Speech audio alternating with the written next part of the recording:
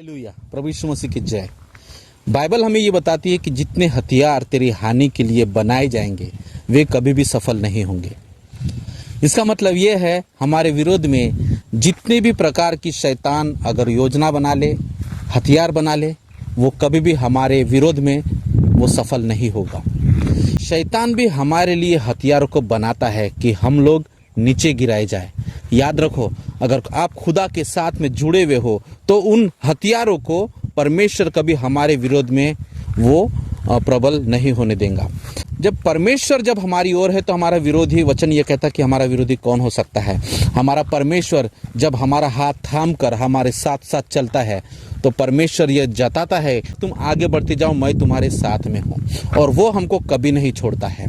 और शैतान चाहे जितनी भी युक्तियाँ हमारे विरोध में, चाहे जितनी भी परेशानियाँ हमारे विरोध में बना ले, सफल नहीं हो पाएगा।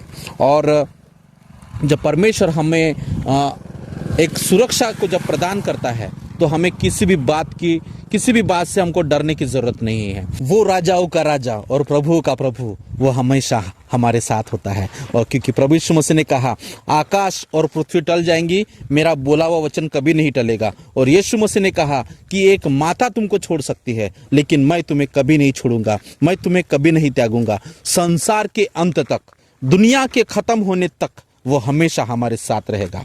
चाहे इस दुनिया का कोई भी इंसान जो हमारे साथ हम सोचते हैं कि वो हमारे साथ बना हुआ है या फिर हमारे साथ में वो हर घड़ी हर समय रहेगा, वो व्यक्ति भी आपको और मुझे छोड़कर चले जाएगा। लेकिन खुदा का वचन ये कहता है कि वो हमको कभी नहीं छोड़ेगा, वो हमको कभी नहीं त्यागेगा।